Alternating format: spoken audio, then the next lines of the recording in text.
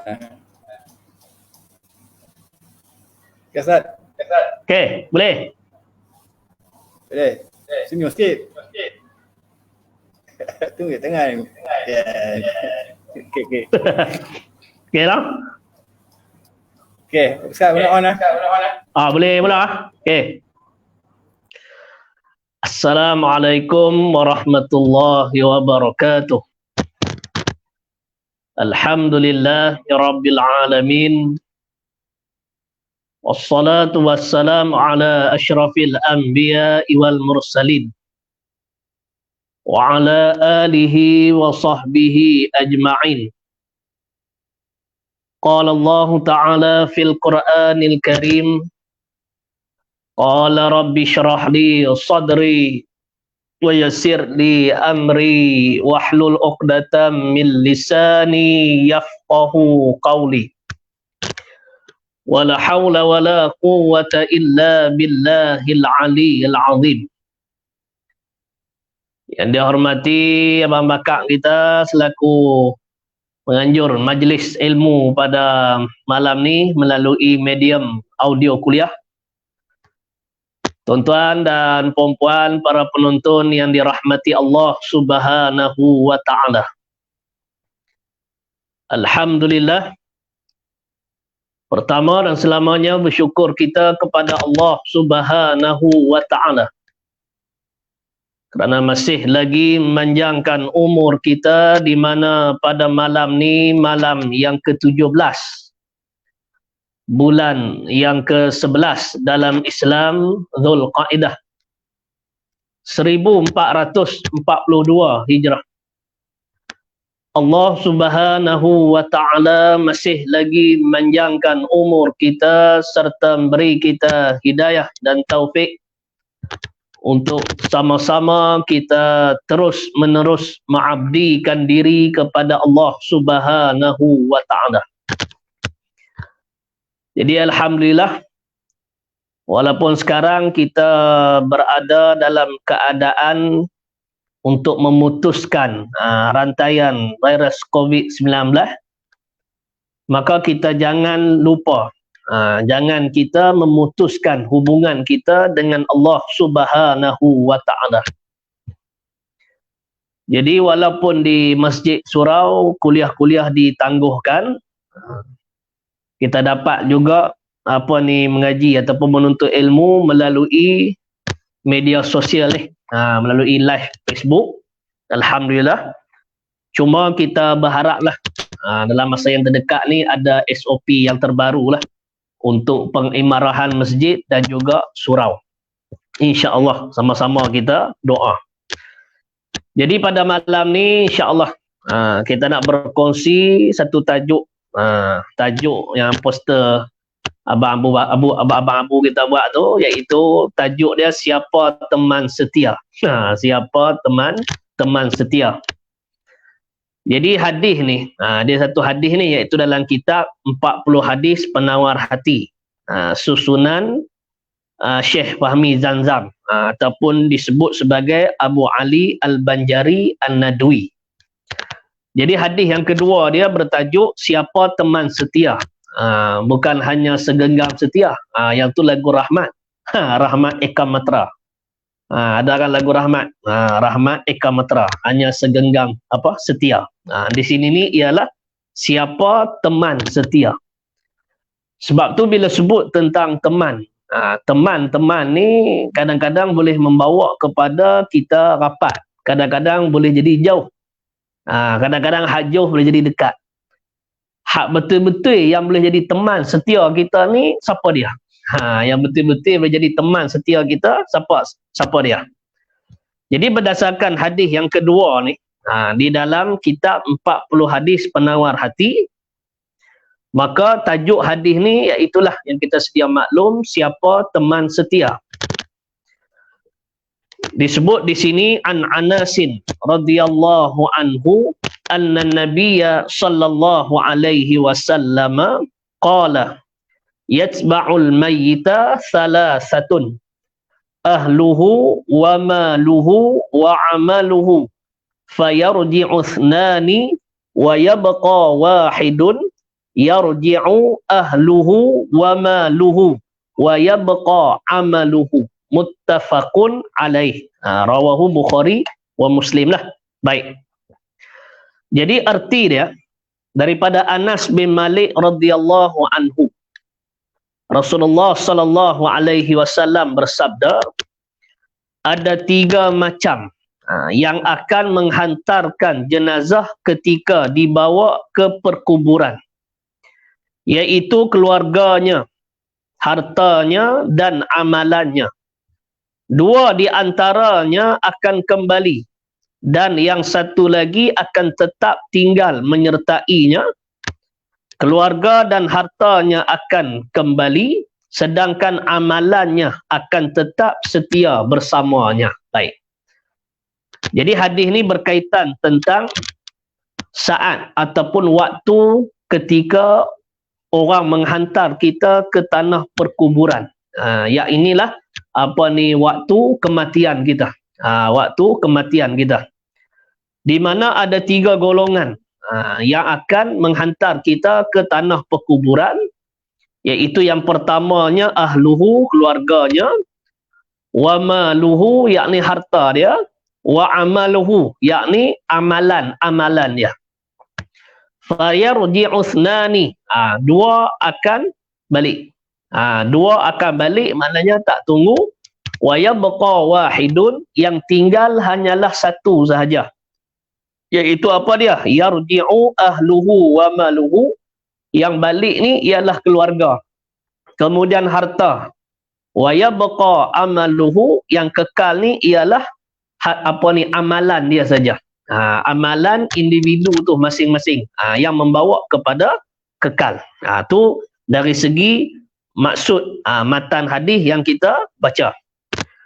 Kemudian kita baca sini ni dia kata syarah dia, keterangan yang disyarah oleh Syekh Fahmi Zamzam. Dia kata inilah kesudahan bagi persahabatan kita kepada 3 golongan ini. Jadi kesudahan kita bersahabat bagi 3 golongan ni, iaitu keluarga, harta, kemudian amalan. Isteri yang kita cintai dan anak yang kita sayangi, dan juga kaum kerabat, yakni ahli keluarga lah. Mereka hanya dapat menghantarkan kita sampai ke tanah perkuburan dan hanya dapat mengucapkan selamat tinggal kepada kita ketika melihat badan kita terbujur sejuk di liang kubur. Jadi Syekh Fahmi Zamzam syarah ni dia kata isteri yang kita sayang, anak-anak yang kita kasih, kaum keluarga, mereka ni hanya boleh hantar kita sampai di tanah perkuburan saja. Sayang macam mana pun, kasih macam mana pun, tak mau pisah macam mana pun, hanya sampai di tanah perkuburan sahaja. Itu maksud dia. Sebab tu dia dalam bab kematian. Dalam bab kematian, perkara yang wajib berlaku, iaitu perkara yang wajib aridi. Kullu nafsin za'iqatul maut thumma ilaina turja'un. Surah Al-Ankabut pada ayat yang ke-57. Setiap yang bernyawa pasti akan merasai mati. Kemudian hanyalah kepada kami, kata Allah, kamu akan dikembalikan. Jadi maknanya waktu kita mai di dunia ni kita ikut tertib. Waktu kita mai ke dunia ni kita ikut tertib. Apa maksud ikut tertib? Maknanya tok wan kita dulu, kemudian pak kita, mak kita, abang kita, kakak kita, lepas tu adik kita. Kita pula menikah dapat anak-anak kita, anak pula menikah dapat cucu-cucu kita. Maknanya waktu mai ke dunia dengan cara tertib. Maknanya mengikut urutan. Tetapi waktu balik tak sama. Waktu balik maknanya tak sama. Sebab tu kadang-kadang anak mati dulu, mak pak ada lagi. Kadang-kadang cucu mati dulu, tok wan ada lagi. Sebab tu waktu balik tak sama. Adapun waktu dibangkitkan semula di akhirat, yang ni sama pula, dibangkitkan sekali. Wa nufikha fis suri fasa'iqa man fis samawati wa man fil ard illa man syaa Allah. Thumma nufikha fihi ukhra fa idzahum qiyamun yanzurun, yang bermaksud dan apabila ditiuplah sangkakala, makna tiupan yang pertama, maka matilah siapa yang ada di langit dan di bumi, illa man Allah, kecuali siapa yang dikehendaki Allah yang tak mati. Jadi makna yang tak mati ni bukan makna depa ni benda yang qadim, maknanya depa ni juga makhluk benda yang baru, cuma kekal depa tu kekal aridi. Kalau tengok dalam matan Jawharah Tauhid pun ada disebut dia ada lebih kurang 10 jenis yang tidak ada akhir, tapi dia ada awal, seperti syurga, neraka, kemudian arash, kursi, kemudian ajmuz zanab, tulang sulbi kita tu, tu benda yang kekal. Kemudian thumma nufikha fihi ukhra, kemudian ditiup sangkakala itu sekali lagi. Maknanya ditiup kali yang kedua, fa idzahum qiyamun yanzurun, maka dengan tiba-tiba mereka berdiri menunggu untuk ke mana dan keputusannya bagaimana. Jadi nak cerita kata waktu kita mai ke dunia mengikut tertib. Mai dunia ikut tertib. Adapun waktu balik tak sama. Waktu balik maknanya tak sama. Dia tak ikut tertib. Kadang-kadang kita sebut tadilah, kadang-kadang anak mati dulu, pak ada lagi. Kadang-kadang cucu mati dulu, tok wan ada lagi. Maknanya tak sama. Tapi bila di hari akhirat, maknanya bangkit sama. Maka dalam hadis ni sebut, maknanya waktu kita mati ni yang hantar kita ke tanah perkuburan ni 3 golongan, iaitu ahluhu, keluarga. Keluarga ni sayang macam mana pun, kasih macam mana pun, dia hantar sampai di tanah perkuburannya. Waktu tu kita dah mati. Maknanya jasad kita terbujur. Dia kata terbujur sejuk di liang kubur. Tak boleh buat apa dah. Hebat macam mana kita ni. Dulu ni kita lah hero, abang sadu. Kita lah kuat. Tapi bila waktu kita mati ni, tak boleh buat apa dah. Sehingga kan kalau kata orang usung kita di atas keranda tu. Kalau kata tangan kita ni letak di bawah, kita nak angkat pun tak boleh dah. Pasal apa? Pasal kita dah mati. Tu maksud dia gitu nak. Baik. Kemudian dia sebut lagi sini, dia kata sini, tiada seorang pun yang bersedia untuk menjadi teman kita di kesunyian kubur. Tak ada siapa yang berani tawak diri. Yang kok dia nak tawak diri dia, nak teman ni jasad yang dah mati ni. Sebab tu kita sebut tadi, sayang macam mana bini pun tak teman suami ketika mati. Begitu juga kalau isteri mati, suami pun tak akan tunggu. Anak-anak sayang macam mana pun takkan tunggu. Tak ada siapa pun yang nak teman ni di kesunyian kubur ni. Tu maksud dia gitu. Baik. Kemudian dia kata lagi mereka yakni ahli keluarga ni akan pulang setelah menimbuni tanah ke atas liang kubur kita. Lepas orang kambuh, orang tanam liang kubur tu, mereka bakal balik. Tak ada siapa pun yang nak tunggu. Semua pakat balik. Begitu pula harta yang kita kumpulkan. Begitu juga dalam bab harta yang kita kumpulkan. Sebab tu yang kedua, wamaluhu, berkaitan dengan harta. Jadi sebelum kita pergi dalam bab harta ni, bila sebut tentang soal kematian, soal mati ni kalau boleh kita minta kepada Allah jangan matikan kita dalam keadaan terkejut. Dalam keadaan terkejut. Tu maksud dia.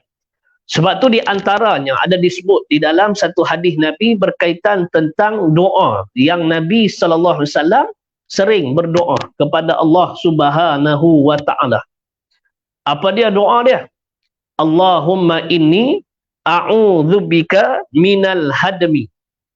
Ya Allah, ya Tuhanku, aku minta berlindung daripada kamu, daripada mati tertimbun. Daripada mati terkambuh. Apa maksud mati terkambuh? Contohnya seperti tanah runtuh dan sebagainya. Beli rumah mahal, duduk di lereng bukit tu dulu ni, Highland Tower ke apa yang di Kuala Lumpur tu, tahun 1993 tu. hak yang runtuh tu. Beli harga mahal dekat sejuta lebih, duk berasa nak duduk lama. Tiba-tiba duduk sat, bukit runtuh. Maka mati tertimbun. Bila kata mati tertimbun ni dari segi adatnya ialah mati tak bersedia. Mati dalam keadaan tidak bersedia. Maka Nabi minta lindung. Nabi minta lindung. Itu satu. Kemudian yang kedua, wa a'udzubika minat taraddi. Ya Allah, ya Tuhanku, aku minta berlindung daripada mati jatuh dari tempat tinggi. Nabi minta lindung juga daripada mati jatuh daripada tempat tinggi.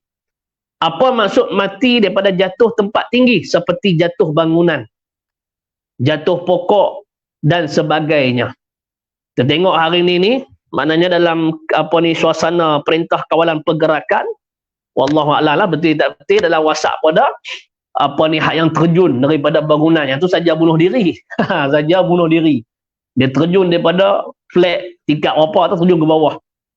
Terjun ke bawah. Maknanya Walid kata, biasa kata membawa kepada kematian. Itu berdosa besar tu, nak bunuh diri. Maka yang doa ni Nabi minta supaya berlindung daripada jatuh tempat tinggi, yakni yang kita tak sangka. Yang hak jatuh, yang hak bangunan yang flat dalam WhatsApp tu, yang tu sengaja terjun, yang tu nak bunuh diri. Hukum dia berdosa besar. Bukan dengan sebab tekanan ke, stres ke apa sebagainya, habis-habis fikir dah bawa kepada bunuh diri. Yang ni kita memerlukan, orang kata, kekuatan. Kekuatan dalam diri kita. Memang sekarang ni semua orang diuji. Semua orang diuji. Tak kira siapa pun, golongan atasan ke, golongan bawahan ke, golongan kiri ke, golongan kanan ke, semuanya diuji. Dan kita kena ingat satu ya, bila sebut tentang ujian ni, Allah Ta'ala menguji kita sekadar kemampuan kita. Memang kita boleh hadapi, cuma jangan buat tindakan yang bodoh sampai membawa kepada bunuh diri. Itu jangan. La yukallifullahu nafsan illa wus'aha. Itu Al-Baqarah ayat 286. Kalau tak salah saya, ayat yang terakhir itu. Maknanya Allah Ta'ala tidak membebani seseorang, la yukallifullahu nafsan illa, kecuali wus'aha, dalam keadaan dia mampu. Jadi kita menghadapi virus COVID-19 hari ini, Allah Ta'ala tahu kita boleh menghadapinya. Boleh menghadapinya. Jadi kita sebagai hamba, kita jangan putus asa berdoa kepada Allah. Di samping wajib kat atas hamba kita ni, apa dia? Usaha ikhtiar. Usaha ikhtiar untuk mencari jalan penyelesaian. Untuk mencari jalan penyelesaian. Jangan buat tindakan yang bodoh, duk pergi terjun tempat tinggi ke, terjun Jabatan Pulau Pinang ke, pergi bunuh diri ke. Jangan. Maka Nabi doa yang kedua ni ialah supaya Nabi berlindung pada jangan mati jatuh pada tempat tinggi, yakni tanpa disangka. Berbeza hak yang berlaku hari, yang tu sengaja terjun. Yang ni tanpa disangka.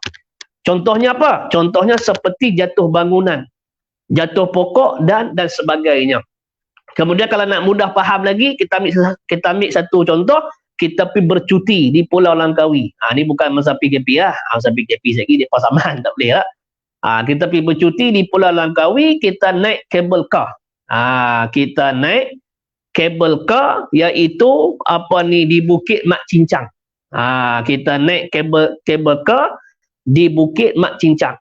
Lama dah operasi ni, tak ada apa pun berlaku. Orang duk naik sebelum ni, duk pimai, okey. Tiba-tiba hari yang kita naik tu, takdir Allah, kabel putih. Na'udzubillah min dzalik. Bila kabel putih, pum, jatuh ke bawah. Jatuh ke bawah, mati. Maka Nabi minta lindung mati macam ni. Kenapa? Kerana tak sangka nak mati. Kerana tidak sangka nak mati. Itu maksud dia gitu nak. Baik, habis tu. Itu yang kedua. Kemudian yang ketiga, Nabi minta lagi, wa a'udzubika minal gharaqi wal haraqi wal harami. Ya Allah, ya Tuhanku, aku minta berlindung daripada mati lemah. Minta berlindung daripada mati lemah. Mati dalam kebakaran dan mati dalam keadaan tua yang membawa kepada nyanyuk. Jadi Nabi minta lindung juga daripada mati lemah. Mati dalam kebakaran dan mati dalam keadaan tua yang nyanyuk. Sebab tu Nabi minta lagi, jangan mati mengejut, dan sampai nak mati jadi fitnah pun tak mau juga. Contohnya umur dah usia lanjut sampai nyanyuk. Nyanyuk membawa kepada anak-anak tak mau bela kita. Orang pun meluat dengan kita. Jadi kita minta Allah Ta'ala lindung. Kalau kata Allah Ta'ala izinkan kita panjang umur, biar panjang umur dalam keadaan memudahkan orang lain. Tanpa sampai tahap jadi nyanyuk apa tu, yang tu menyusahkan orang lain. Kerana kehidupan kita ni, dia sampai masa dia akan jadi lemah balik kita ni. Wa man nu'ammirhu nunakishu fil khalq afala yaqtilun. Surah Yasin ayat 68. Dan barang siapa yang kami, yakni Allah, panjangkan umur kamu, yakni umat manusia, kamu akan balik-balik jadi asal kejadian. Asal kejadian kita ni apa dia? Di antaranya lemah. Afala yaqilun, apakah hampa ni aku bagi umur tak mau fikir. Aku bagi umur tak mau fikir. Tu maksud dia gitu. Baik, tu yang ketiga. Kemudian yang keempat, Nabi minta doa lagi. Wa a'udzu bika ay yataqabbatani syaitanu 'indal mauti. Ya Allah, ya Tuhanku, aku minta berlindung daripadamu saat akhir hidup aku ni digelincirkan oleh syaitan. Digelincirkan oleh syaitan. Sebab tu di antara musuh yang nyata bagi kita ni ialah iblis. Innahu lakum aduwwum mubin. Sesungguhnya syaitan adalah musuh yang nyata bagi kita. Sebab tu iblis ni dia tak ada rasa penat, tak ada rasa letih, tak ada rasa susah, tak ada rasa payah. Dia kok mana pun dia nak menyesatkan kita. Qala rabbi bima aghwaytani la uzayyinanna lahum fil ard wa la ughwiyannahum ajma'in illa ibadaka minhumul mukhlasin. Al-Hijri ayat 39 ayat 40. Iblis berkata, oleh kerana engkau, yakni Allah, telah memutuskan aku, yakni iblis, sesat. La ughwiyannahum ajma'in, pasti aku akan menyesatkan semua manusia ni, illa, kecuali ibadaka minhumul mukhlasin, kecuali hamba-hambamu yang ikhlas. Sebab tu iblis dia berjanji kepada Allah akan menyesatkan anak Adam ni. Dia akan cari peluang. Sebab tu saat-saat akhir hidup kita ni pun dia akan cari jalan juga supaya suruh kita ni jadi orang yang membawa kepada kerugian. Dia nak rosak juga iman kita. Maka Nabi minta lindung supaya waktu akhir, waktu saat hampir pada kematian, minta berlindung daripada digelincirkan oleh iblis. Tu maksud dia gitu, nah. Baik. Kemudian yang kelima, wa a'udzu bika an amuta fi sabilik mudmiran. Ya Allah, ya Tuhanku, aku minta berlindung daripadamu daripada mati ketika nak lari daripada medan perang. Turun pi medan perang, kemudian rasa takut, kemudian lari. Dalam duk lari itu kena tembak. Dalam duk lari itu kena panah. Maka mati. Maka Nabi minta lindung daripada situasi begini. Tu yang kelima. Kemudian yang keenam, wa a'udzu bika an amuta ladiran. Ya Allah, ya Tuhanku, aku minta berlindung daripadamu daripada aku mati kena sengat binatang berbisa. Aku mati maknanya daripada kena sengat binatang yang berbisa. Contohnya kena patuk ular ke. Binatang yang berbisa. Petang-petang waktu nak dekat maghrib, duduk tepi pagar rumah, duduk tarik rumput ke, siram pokok bunga ke, tiba-tiba ada penunggu situ. Siapa dia duduk tunggu? Apa ni, ular duduk tunggu. Kemudian dia patuk. Patuk ni tak dan awak pergi hospital, biru satu badan, mati di situ. Jadi mati itu dalam keadaan tidak bersedia. Maka semua bentuk kematian yang Nabi minta berlindung ni ialah kematian yang mengejut. Pasal apa yang Nabi minta? Kerana kebiasaan mati mengejut ni, mati dalam keadaan tidak bersedia.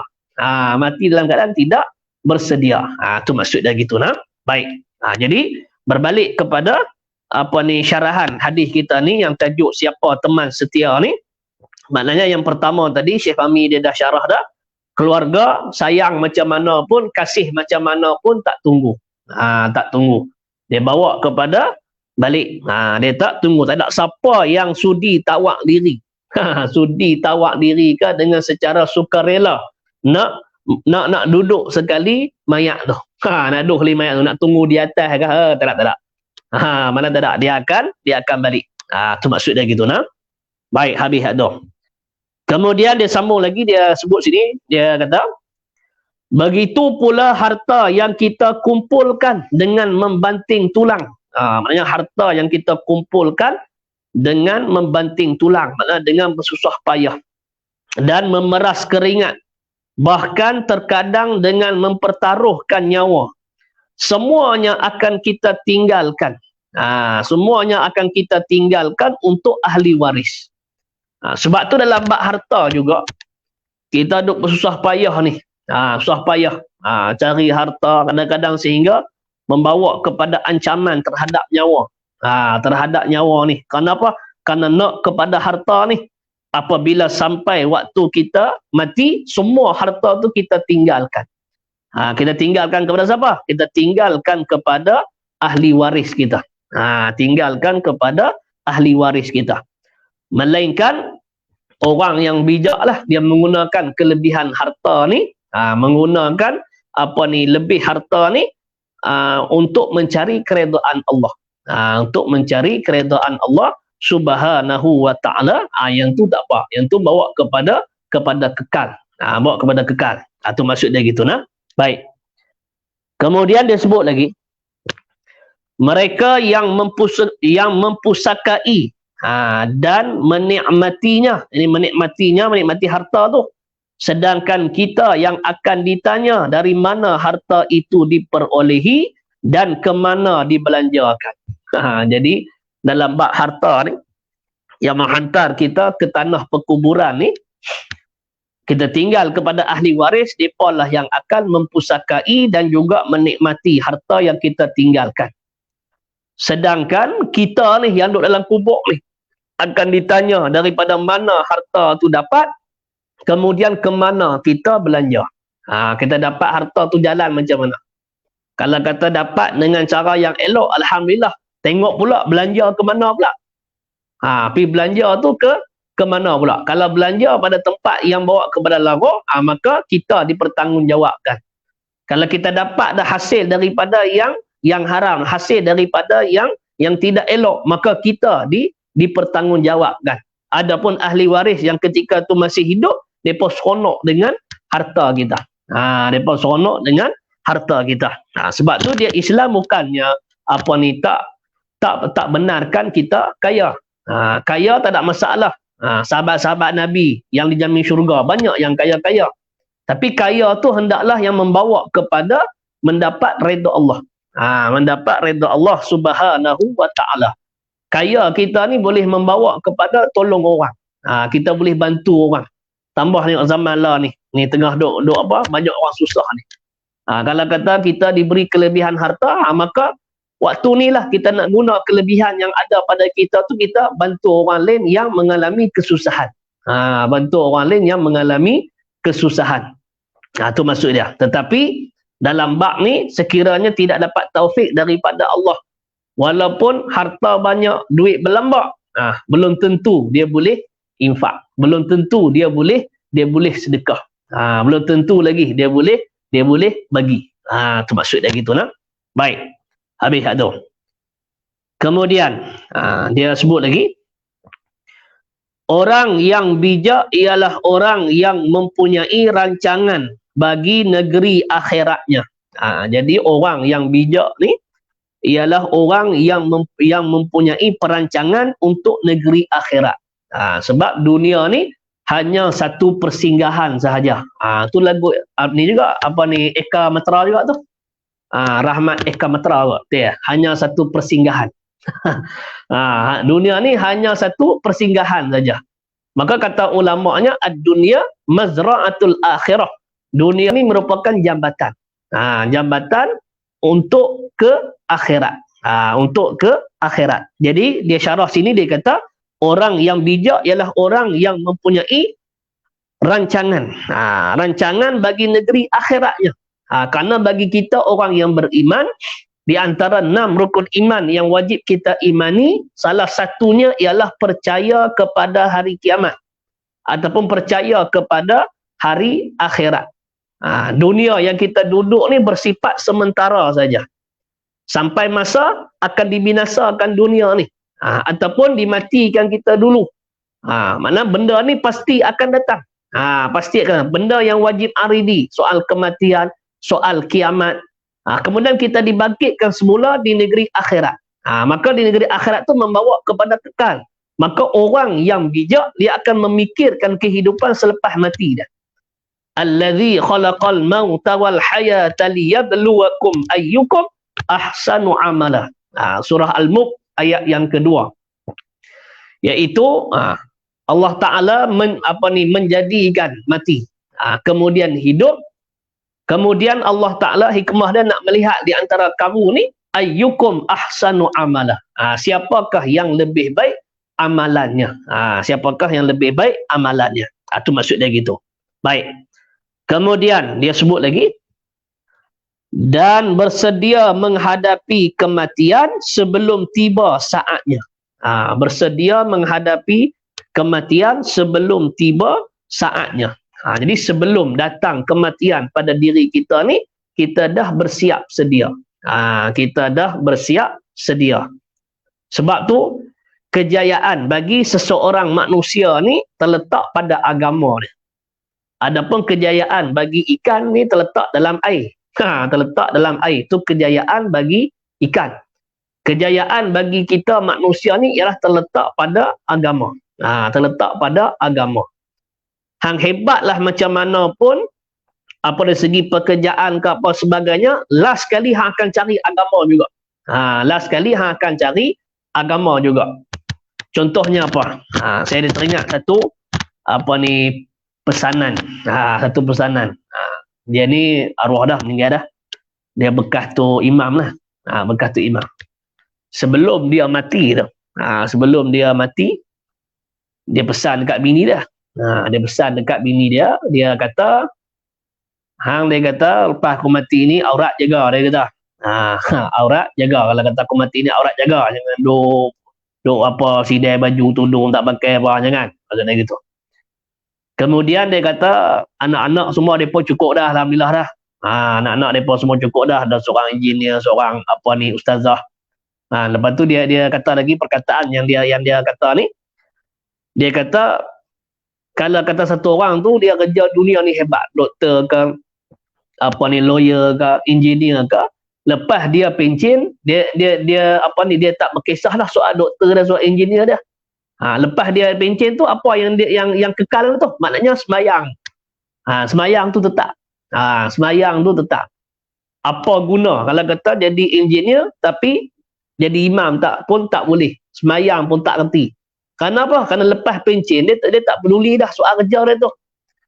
Jadi bila disebut tu bukan maknanya jadi orang hebat ni tak bagus. Bagus. Memang kita nak orang Islam ni banyak yang hebat-hebat. Cuma basic agama tu jangan kita lupa. Basic agama jangan kita lupa. Bila kita renung balik, betul? Waktu lepas pencen, dah pencen dah bukan nak berkisah tentang engineer tu. Kalau kata bawa kapal terbang, bukan nak berkisah bawa kapal terbang dah. Tu, tikak sembahyang tu dia kata. Jadi dia kata alhamdulillah dah didik anak sampai boleh jadi imam apa semua, jadi orang bagus, cukup dah dia kata. Cukup dah. Tu maksud dia gitu nah. Baik, jadi kok mana pun ialah persediaan kita sebelum menghadapi kematian kita. Persediaan kita sebelum menghadapi kematian kita. Tu, dari segi maksud dia gitu nah. Baik. Kemudian dia sebut lagi sini. Tetapi orang yang terpedaya ialah orang yang banyak berangan-angan. Orang yang terpedaya ialah orang yang banyak angan-angan. Duk berasa boleh hidup lama lagi. Duk berasa muda lagi, tunggu tua sikit mau pergi masjid. Okey lagi, duk berasa lagu tu. Sebab tu orang yang mati hari ni sama macam kita semalam. Sama macam kita semalam. Sama dari sudut apa? Sama dari sudut duk berasa esok aku hidup lagi. Sama dari sudut berasa esok aku hidup lagi. Duk berasa tu sama juga hak yang mati hari ni sama juga. Semalam pun dia duk berasa dia boleh hidup lagi esok. Dia boleh hidup lagi hari ni, tiba-tiba pun mati. Tiba-tiba maknanya mati. Sebab tu kematian ni satu perkara yang sangat dekat kepada kita. Maka Syekh Fahmi Zanzam dia sebut sini, dia kata tetapi orang yang terpedaya ialah orang yang banyak berangan-angan. Yang banyak berangan-angan, kemudian mengejar dunia dan menimbun harta. Mengejar dunia dan menimbun harta. Mana semata-mata duk ligan dunia, semata-mata nak kumpul harta. Maknanya dalam soal agama ni tak peduli langsung. Sebab tu kita mengaji dalam kitab Minhajul Abidin, di antara perkara-perkara yang menghalangi kita daripada ibadat ni, dia membawa kepada 4, iaitu di antaranya ialah dunia. Yang kata dunia ni apa dia? Ulama memberi takrif, masyaghalaka an zikrillah, barang yang melalaikan akan dikau dari mengingati Allah. Itu makna dunia. Tapi kalau kata satu perkara tu tak membawa kepada kita lalai kepada Allah, maka itu dia tak panggil dunia. Sebab tu jangan duk faham dunia ni, duit banyak, pakai kereta besar, rumah besar, baju mahal. Tengok dulu dia mampu, silakan. Lepas tu apa nikmat yang dia kecap, yang dia ada tu tak membawa kepada dia lupa kepada Allah. Yang tu bukan dunia. Sebab takrif dia masyaghalaka an zikrillah, barang yang melalaikan akan dikau dari mengingati Allah. Jadi maksud di sini ni ialah mengejar dunia dan menimbun harta semata-mata. Tak peduli soal agama. Tak peduli soal agama, sehingga membawa kepada lupa, membawa kepada ghalib. Duk berasa hidup di atas dunia ni selama-lamanya. Duk berasa lagu tu. Tu maksud dia gitu nak. Baik. Kemudian dia sebut lagi, maka apabila tiba saat kematian, barulah ia orang tu menyedari diri dan barulah berazam untuk berbuat kebajikan. Kata Syekh Fahmi Zanzam ni, apabila tiba saat kematian, barulah dia sedar diri. Barulah dia berazam untuk berbuat kebajikan. Berbuat kebajikan. Bila dah hampir nak mati dah, baru nak teringat sembahyang, baru nak teringat sedekah, baru nak teringat buat baik. Maka pada ketika itu bolehkah? Namun pada waktu itu sudah tidak berguna lagi penyesalan. Waktu tu tidak guna lagi penyesalan. Sebagaimana disebut di dalam surah Al-Munafiqun.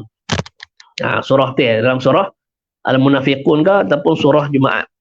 Surah Al-Munafiqun kot. Hak yang orang yang waktu yang hampir kepada mati tu minta dipanjangkan umur saja. Untuk apa? Untuk bersedekah. Minta panjang umur saja untuk bersedekah. Untuk maknanya bersedekah. Iaitu disebut pada ayat dalam surah Al-Munafiqun, ayat yang ke-10.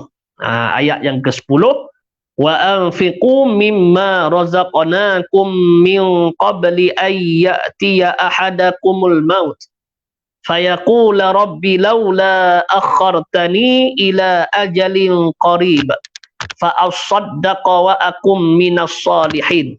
Yang bermaksud, disebut sini, dia kata, dan belanjakanlah sebahagian dari apa yang telah kami berikan kepada kamu sebelum datang kematian kepada salah seorang di antara kamu. Jadi Allah Ta'ala pesan kepada kita, waktu kita duk sihat elok ni, belanjalah, infaklah di jalan Allah Subhanahu wa Ta'ala dengan rezeki yang Allah Ta'ala berikan sebelum kematian, saat kematian ni datang kepada kita.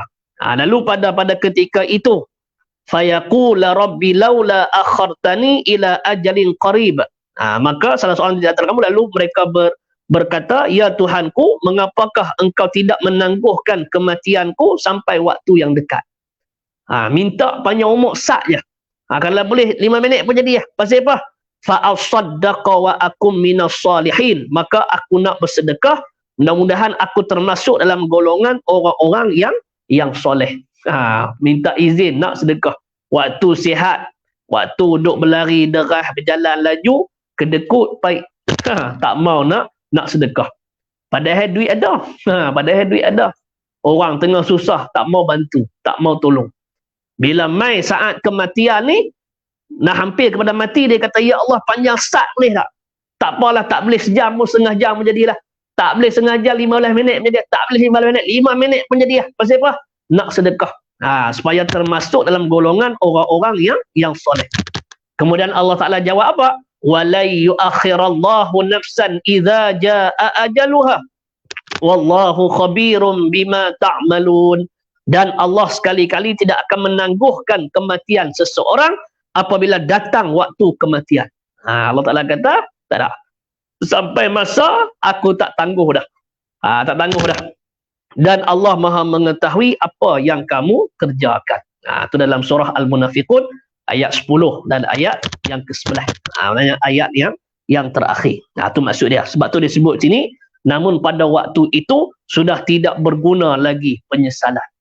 Menyesal ni maknanya tak ada guna dah. Tak ada guna dah. Waktu tu. Nak buat amal ni makna la ni lah. Itu maksud dia. Baik, habis tu. Kemudian, sikit lagi. Dia kata, oleh kerana itu, perbanyaklah berbuat kebajikan, tingkatkanlah ketakwaan. Buatlah bekalan akhirat sedaya upaya yang ada. Jadi maknanya, teman yang betul-betul setia dengan kita ni, teman betul-betul setia dengan kita ni, sampai ke akhirat ialah amal-amal soleh. Ialah amal-amal soleh. Sebab tu disebut sini, oleh kerana itu perbanyaklah berbuat kebajikan, tingkatkanlah ketakwaan, buatlah bekalan akhirat sedaya upaya yang ada. Sedaya upaya yang ada. Rajin bersedekah dan suka menderma untuk membuat bekalan bagi perjalanan negeri akhirat yang sangat jauh itu. Perjalanan yang sangat jauh itu. Maka kesimpulan dalam tajuk kita ni, mana siapa teman yang setia ni, ialah amal-amal soleh kita. Kita dah dapat nikmat iman, alhamdulillah. Kemudian nikmat iman mesti diiringi dengan amal-amal soleh. Sebagaimana ayat yang kita duk hafal. Yang kita duk hafal dalam surah Wal Asri itu. Allah telah sebut dalam surah tu, Wal Asr, demi masa. Allah telah sumpah dengan masa. Innal insana lafi khusr, sesungguhnya manusia ni berada dalam kerugian. Illal ladzina amanu, kecuali orang-orang yang beriman. Wa amilus salihat, dan beramal dengan amal yang soleh. Wa tawassaw bil haq, dan berpesan kepada kebenaran. Wa tawassaw bis sabr, pesan memesan dalam keadaan sabar. Jadi Allah Ta'ala sumpah dengan masa. Masa ni mana 24 jam sehari semalam ni, sesungguhnya manusia ni berada dalam rugi. Kita ni berada dalam keadaan kerugian. Berada dalam keadaan kerugian. Kecuali 4 golongan tadi. Apa dia? Amanu, beriman, wa amilus salihat. Orang yang beramal soleh, kemudian berpesan-pesan dengan benda kebenaran. Kita kena saling ingat mengingati sesama kita. Karena di antara sifat kita manusia ni ialah mudah lupa. Lemahnya kita ni di antaranya mudah lupa. Sebab tu tazkirah ataupun memberi peringatan ni bermanfaat bagi orang-orang yang beriman. Wa dzakir fa inna dzikra tanfa'ul mu'minin. Az-Zariyat ayat 55. Dan tetaplah memberi peringatan kerana sesungguhnya dengan memberi peringatan itu bermanfaat bagi orang-orang yang beriman. Itu maksud dia gitu. Kemudian yang keempat, watawassaw bis sabr. Kita berpesan dalam keadaan dengan sabar. Kenapa? Karena kadang-kadang apa yang kita kata, apa yang kita ajak, apa yang kita seru, bukan semua suka. Maka memerlukan kepada kesabaran. Itu maksud dia gitu ya. Baik. Jadi teman yang setia bagi diri kita ni, setia sampai ke akhirat, ialah amal soleh kita. Sebab tu hadis ni menggambarkan kepada kita, Nabi sebut kepada kita 3 golongan yang menghantar kita ke tanah perkuburan: keluarga, harta dan amalan. 2 akan balik. Keluarga sayang macam mana pun, kasih macam mana pun balik. harta hebat macam mana pun, mahal macam mana pun tak tunggu.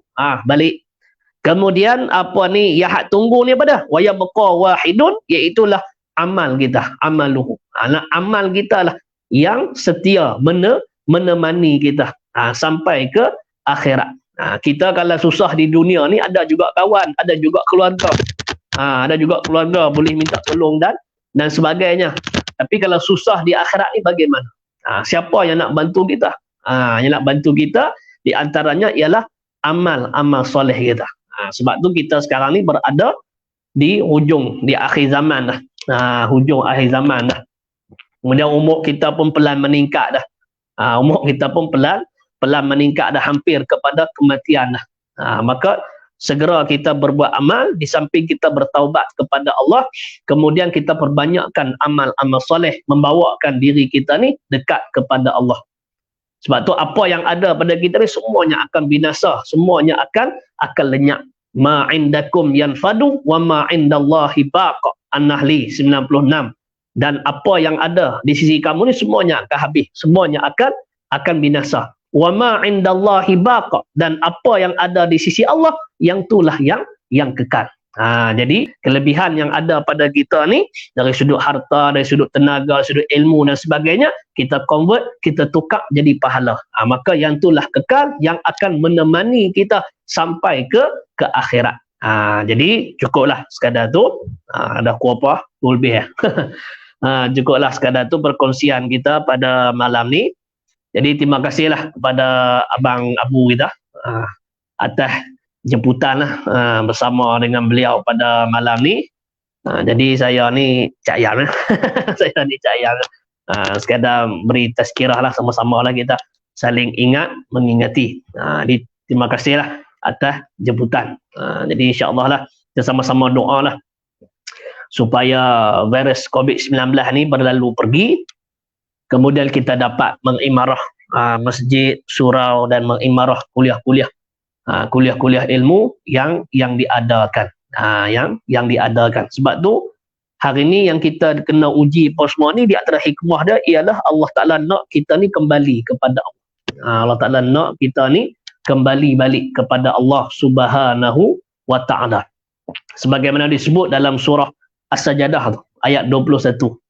وَلَنُذِيقَنَّهُمْ مِنَ الْعَذَابِ الْأَدْنَى دُونَ الْعَذَابِ الْأَكْبَرِ لَعَلَّهُمْ يَرْجِعُونَ. Dan kata Allah, kami nak merasakan kepada kamu sedikit azab yang dekat. Azab yang dekat ni maknanya di dunia ni azab yang sikit, bukan azab yang sungguh. Bukan azab yang sungguh. Maknanya kita rasa susah, kita rasa payah di dunia ni makna sikit ya. Dunal azabil akbar, sebelum azab yang besar di akhirat. Di hujung ayat tu Allah Ta'ala kata apa? La'allahum yarji'un. Mudah-mudahan hampa ni kembali balik kepada kami. Tapi kita tengok hari ni, walaupun hari ni kita diuji dengan berbagai-bagai kesusahan, berbagai-bagai kepayahan, masih ramai lagi yang tidak mengerjakan sembahyang, masih ramai lagi tidak menutup aurat dengan sempurna. Takkan tak berasa, tak terkesankah dengan ujian yang kita alami hari ni? Yang kita alami ni, teruklah ni kita alami ni. Takkan nak kita nak tunggu bala apa lagi Allah Ta'ala hantar baru kita nak kembali kepada Allah. Jadi benda ni sama-sama kita muhasabah. Sama-sama kita muhasabah. Sebab tu teman yang paling setia kepada diri kita ni ialah amal-amal soleh kita yang menjadi peneman kita sehinggalah ke akhirat. Jadi cukup sekadar tu. Jadi saya mohon jika terkasar bahasa. Wabillahi taufiq wal hidayah. Assalamualaikum warahmatullahi wabarakatuh. Bismillahirrahmanirrahim. Alhamdulillahi rabbil alamin. Hamdan yuwafi ni'amahu wa yukafi'u mazidah. Ya Rabbana lakal hamdu kama yanbaghi li jalali wajhikal karim wa azim sultanik. Allahumma ighfir lana dhunubana wa liwalidina warhamhum kama rabbawna sighara. ولجميع المسلمين والمسلمات والمؤمنين والمؤمنات الأحياء منهم والأموات برحمتك يا أرحم الراحمين. ربنا آتنا في الدنيا حسنة وفي الآخرة حسنة وقنا عذاب النار. Allahumma infa'annal bala wal waba khususan virus al-corona wal mihan wal fitan ma zahara minha wa ma batan an baladina hadha khassah wa an sairil buldanin ammah ya arhamar rahimin. Wa sallallahu ala sayyidina Muhammad wa ala alihi wa sahbihi wa baraka wa sallam. Walhamdulillahi rabbil alamin.